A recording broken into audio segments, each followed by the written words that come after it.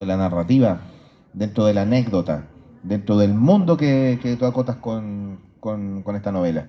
Mira, como te decía, si alguien quisiera saber del desarrollo de la ciencia ficción y la fantasía chilena desde el año 2000 hasta el 2017, 2016, esta es una buena herramienta.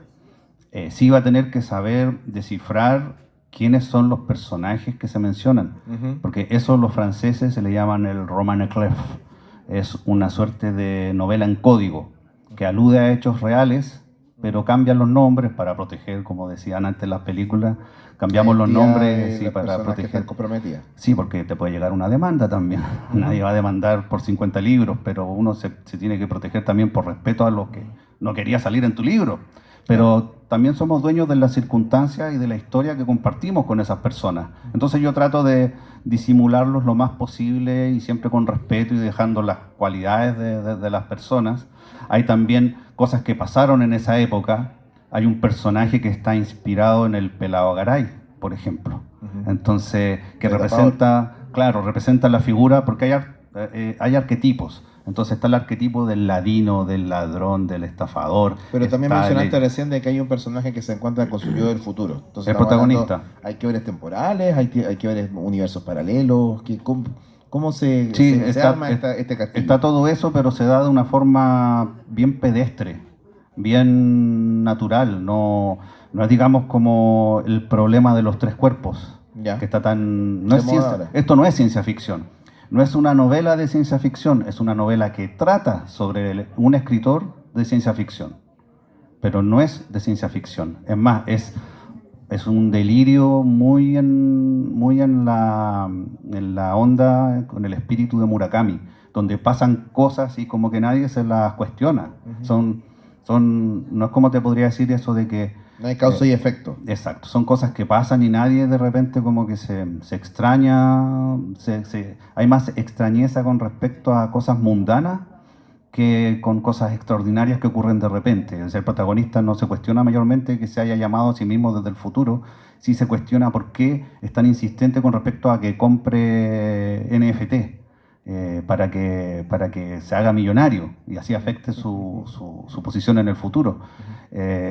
Pero el hecho de que haya hablado del futuro no es tan relevante como esto otro de ahora tengo que averiguar qué son las NFT, porque en esa época no se sabía mucho, recién estaban apareciendo y se regalaban, y ahora las NFT se fueron al carajo, entonces ya no valen nada prácticamente. Estos monos que habían, estos simios, esta colección, todas estas cosas ya pasaron también. Entonces tú te das cuenta cómo la ciencia ficción y la ciencia misma y la ficción se vuelve obsoleta. Entonces cada uno de estos libros termina siendo un testimonio de un De un momento momento en particular dado, de la historia, sí. como podrían decir en Doctor Who, es un punto fijo en el Claro. espacio-tiempo, que no se puede alterar, pero que podemos acceder a él en cualquier momento. O para el lenguaje de los más jóvenes, un evento canónico ahora, que también le andan mencionando por ahí. Sí, lleno de variantes, Ujú. siguiendo con el Claro. asunto. Cada personaje tiene una variante también ahí. ¿Cómo presentas o solucionas el hecho de que hayan otros dos autores mencionados en esta reseña? En relación a, ¿están citados de manera directa? ¿Son personajes ficticios? Lo consulto también para las personas que realmente no tienen noción respecto a Pablo Rummel, que no es Bueno. ficticio, y Víctor Roberto Carranca. Bueno, también me gusta eso que es muy borgiano y también de Lovecraft, que te mezclan títulos de libros que existen con Con otros que cosas no que no existen, existen. autores que Sí, eso es una existieron, trampa y sí, terrible. y otros que Cuando no. uno lee. Pero si tú a través de Google te vas a Goodreads o encuentras artículos de Pablo Rummel y de Víctor Roberto Carrancá, que Pablo Rummel escribe el prólogo, que es una suerte también de mini ensayo, y que me presenta a mí y las cosas que yo he escrito. Y Víctor Roberto Carrancá remata con un ensayo que es más bien sobre la ciencia ficción latinoamericana. Y un poco enfocada en Chile, porque él ha venido a Chile, es un amigo que yo conocí, de hecho, a través de la literatura también. Él es un escritor, ahora está un poco retirado, pero un escritor notable. Acá, a través de la editorial Estratos, publicamos uno de sus libros, una reedición de sus libros, El espejo del solitario.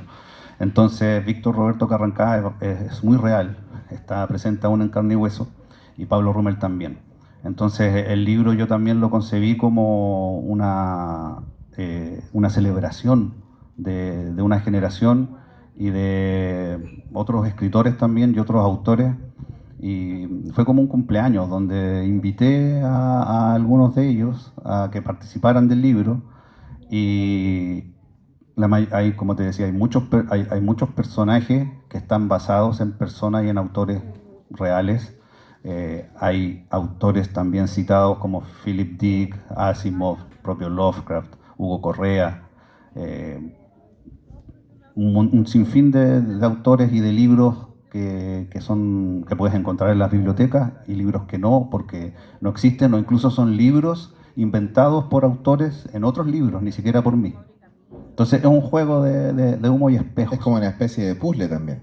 Sí, sí, tiene harto de laberinto, como te decía, de estos carnavales donde tú entras al túnel del terror Sí. y te salen personajes que te quieren asustar. Bueno, Y cosas creo que ese extraordinarias. antecedente es muy importante mencionarlo porque en la literatura que escribes tú, me ha tocado, por ejemplo, en este momento solamente me acuerdo del título de Identidad Suspendida, que fue una novela que tuvo una primera parte a principios de siglo, 2007. en 2007, que después la reeditaste, más extendida. Y una de las cosas que más me gustan en particular de lo que es la literatura de Amira es que precisamente me obliga como lector a tener una actitud bastante activa respecto a cómo ir desdeñando lo que ocurre, tomando referencias que tanto dan el libro como también entrega de la cultura popular. Y eso precisamente hace de que muchas veces la lectura se vuelva en un ejercicio vertiginoso, ya que el ritmo y eh, la- el, el vacío que va llenando la palabra que tú llevas, que tú escribes, hace de que uno tenga un avance muy rápido y muchas veces uno tenga que hacer una pausa precisamente para poder ir codificando, pero no desde un ejercicio mental agotador, sino que al contrario, uno va buscando porque hay un entusiasmo en tu escritura que es contagioso para las personas que lo leen.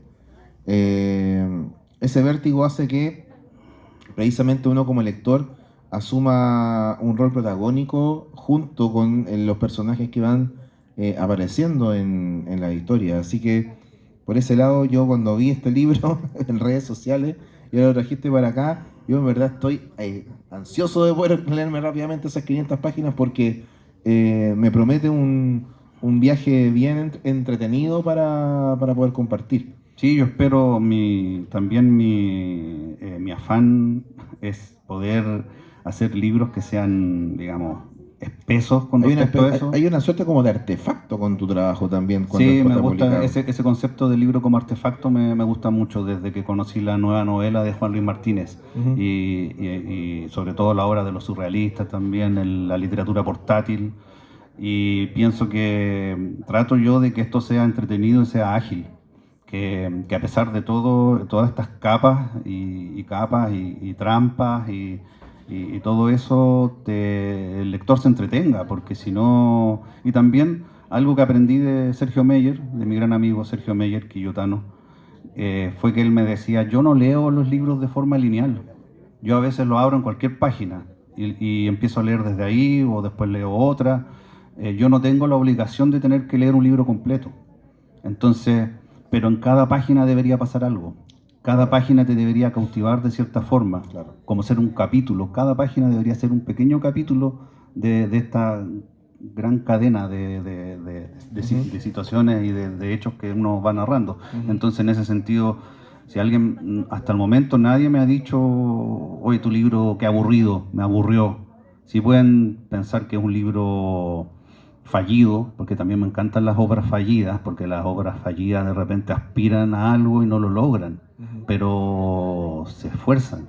Por eso Claro. Neruda decía, me gusta la mala poesía, porque la buena poesía no prueba nada. Entonces Claro. el mal poeta o el poeta mediocre lucha tanto por llegar a ese estándar y de repente uno puede considerar, pero si ese poeta es extraordinario, ¿por qué se considera? Pero uno tiene de repente unos estándares, y a mí me ha pasado que digo, no, esta cuestión está muy mala, pero a otra persona le gustó. Entonces, a veces uno es su peor crítico también. Claro. Y eso, como dices tú, eso espero por lo menos, y antes que terminemos me gustaría leer un par de cosas aquí que son que son como relevantes. Esto también, por ejemplo, yo escribía de cierta forma porque era la forma en que como que me alcanzaba. Yo siempre digo, actualmente, o por lo menos desde hace un par de años, me siento en completo control de mis herramientas. Comprendo. Como hablo con Pablo Rummel, y hablábamos el otro día, yo le daba una cita de Borges, que Borges dijo que cada escritor tiene una caja de herramientas y tiene una cantidad limitada de herramientas. Él decía, en mi caso son los laberintos, los espejos, los tigres, las armas blancas, el sur, los gauchos. Y decía, si yo en vez de un tigre pongo en un cuento un leopardo, el lector va a saber que es un tigre con manchas. Entonces, le decía yo eso a Rummel, tenemos una cantidad limitada de herramientas de pronto, hay temas, mi gran tema es la identidad de casi toda mi obra, es un tema que puedes encontrar desde eso, del gran tema, hasta ciertos elementos que se repite, porque en mis libros generalmente hay un arma de fuego, que es una pregunta que se hace Anton Chekhov. Si hay un arma en una historia, al principio de la tiene que dispararse, claro. ¿verdad? Pero tú también te puedes preguntar o plantear una historia donde el arma no se dispara. Que de hecho, ya con eso delato más o menos de que cómo termina el libro, pero el libro queda en esa incertidumbre, el arma se dispara o no se dispara. Entonces, como te digo, yo escribía lo que escribía hasta que en el camino empecé a encontrar otros escritores que escribían un tanto parecido como yo, con mejor fortuna y mayor éxito. Uno de ellos es Rodrigo Fresán. Cuando leí Mantra de Rodrigo Fresán, que me lo prestó justamente Pablo Rummel, me dijo, lea esto, me dijo, porque se parece a lo que escribe usted. Y lo leí y sí, dije, efectivamente, pero qué bueno que lo leí de forma tardía, porque así no puedo decir, claro, una gran influencia Rodrigo Fresán. Después me pasó con Murakami, me pasó con Philip Dick también, que son lecturas tardías, y uno empieza a encontrar más que influencias, afinidades ahí. Y luego llegué a un texto, que también me lo proporcionó Pablo Rummel, de un académico, justamente como te estaba hablando yo de la academia. Este caballero se llama Steve Moore y tiene un libro que se llama La novela, una historia alternativa. Entonces yo aquí rescato un fragmento que dice así: dadme novelas gordas colmadas de conocimiento y palabras raras, azotadas por prosa púrpura y humor negro, novelas construidas sobre mitos, el tarot, el Vía Crucis, un tablero de ajedrez, un diccionario, un almanaque, el código genético, un partido de golf, una noche en el cine, novelas con diseños desacostumbrados, páginas hacia atrás o con frases saliéndose de los márgenes o impresa en colores diferentes, una novela escrita en albaranes, una novela sin palabras engravados en madera, una novela... Esto es lo malo de que la página corte la inspiración y que no se...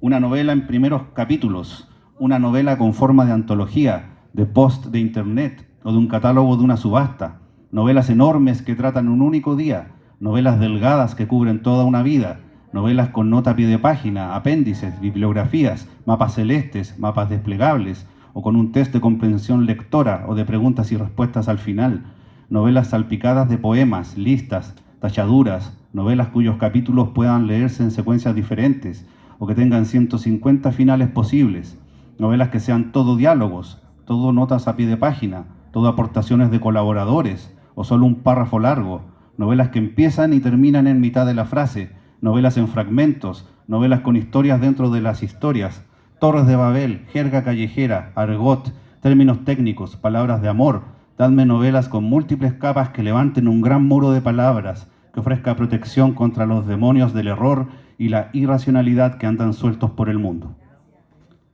Y yo al leer eso dije, oh, muchas de esas cosas están en mis libros.